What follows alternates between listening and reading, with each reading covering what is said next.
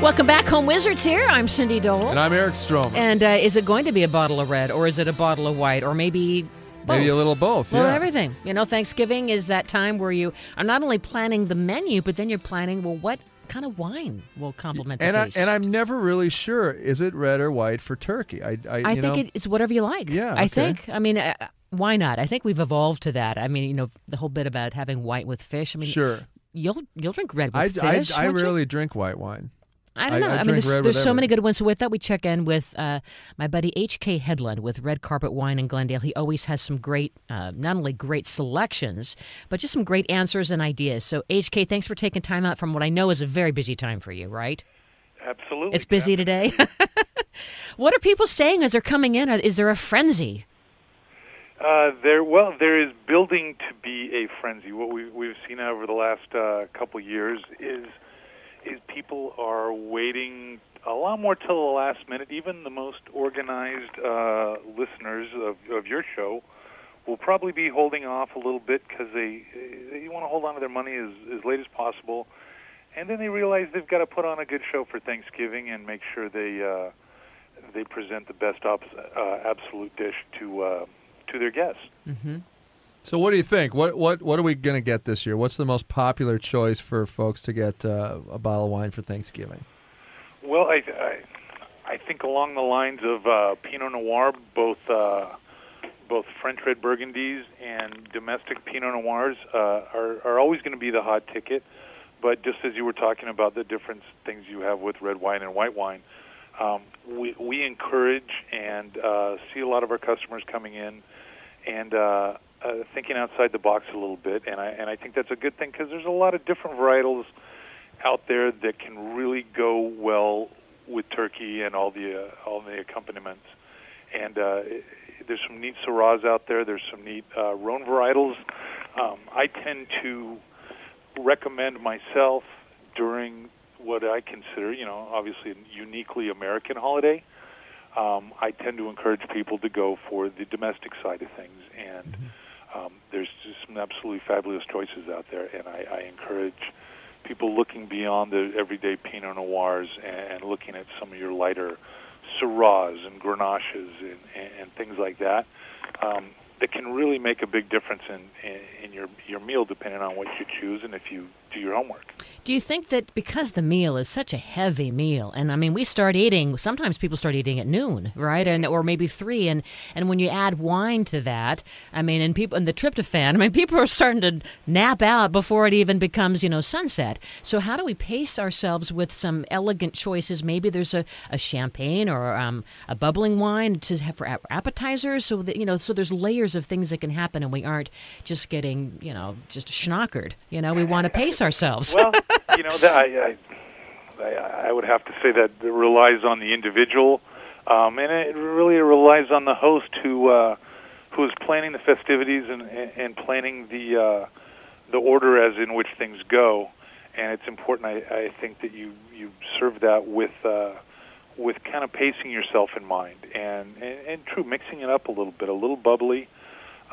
Is fantastic for something like that, and there's so many great ones out there for any price. It's a nice way to pace things. Also, little aperitifs and digestivos and little liqueurs to kind of mix it up a little bit and pair with things can go over really well. And one thing that I tend to emphasize to people is, as the host, you can kind of control that pace if you're on your game. And you can mix it up and emphasize the food pairings with those foods. And it tends to lend itself to people behaving themselves a little more, even though they don't have to go to work the following Friday. In my house, that's called wine rationing. So you think that Pinot or Syrah or Zinfandel, that would be those are some good choices for our turkey meal? Well, I love Zinfandel. I think Zinfandel, in its most popular form, is a little heavy for, say, long-term consumption.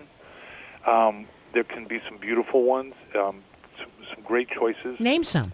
On the sort of the heavier traditional, what we call California side, Saldo Zinfandel from Orange Swift is a hugely popular one. It's very well priced, on the higher side of the scale, but the quality justifies it. It's just under $30. The same producer makes a great Prisoner Zinfandel blend that is just all over the place right now and one of the hottest wines in the country.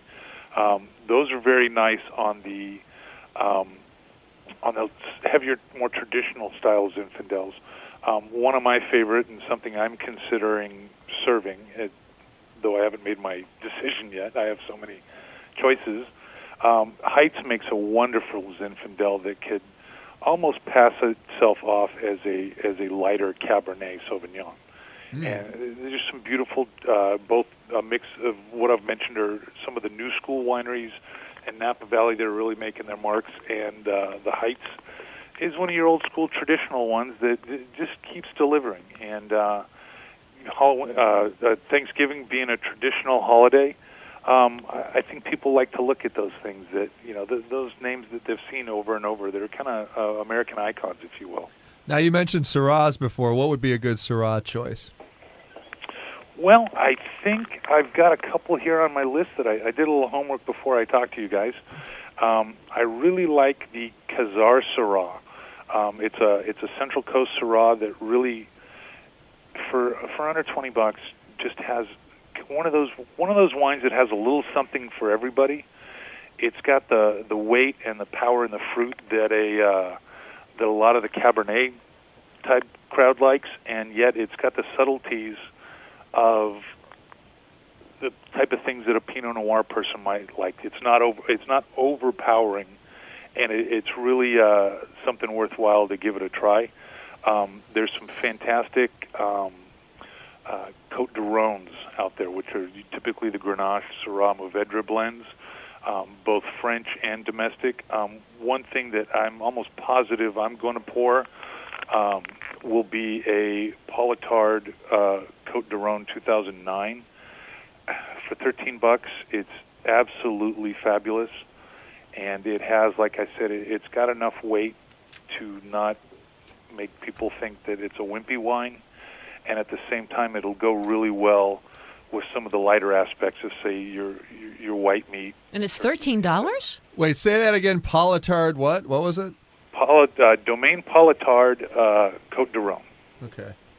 I'm writing that down because that's $13. I'm pouring that one. Trust me. Well, yeah, if you look at it, if you're going to have on a special night like this, and it's going to be something that you're going to have a small group of close friends, you can maybe justify going into the stratosphere for something really, really, really special. Hey, my mom and dad love good quality rosé. What would you recommend in that world? I am absolutely in love with this very small producer by the name of Kimberly Fendler up in the Templeton Gap. She makes a Chardonnay and a Pinot Noir that are absolutely fabulous, and she makes a limited release rosé that, to me, it's you close your eyes and you think it's a French rosé. Light, nice acidity, nice fruit flavor, but nothing that you're going to ever mistakenly think is a white Zinfandel. So Kimberly Fendler. Yeah. Okay. The winery is Fendler, like with a PF. Okay. And it's an absolutely wonderful wine that we've been very fortunate enough to get some of what little they make, and it's a great accompaniment.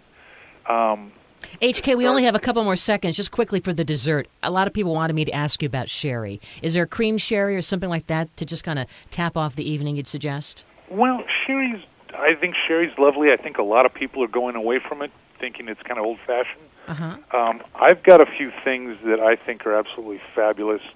Some fruit-based liqueurs that are naturally made, organic, that are made from the actual ingredients, not just flavored. I have a hibiscus and a jasmine liqueur from Fruit Lab. Yum! That can be either drinking straight. I'm kind of traditional, but splash a little bubbly and or club soda in there, And it's going to be one of those things. It's one of those things I'd show up at the door at somebody's house with.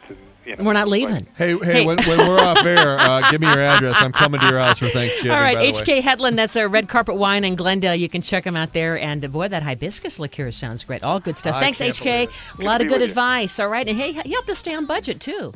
$13 a bottle for I know where you're my going. Goodness. I know. Well, coming up next, we're going to talk about more great ideas for Thanksgiving. We're going to be thankful because we're going to help you get those stains out of the linen. And then later, Eric and Cindy's ideas for those turkey leftovers. Home Wizards, Eric Stormer, Cindy Dole. We're back in just a flash.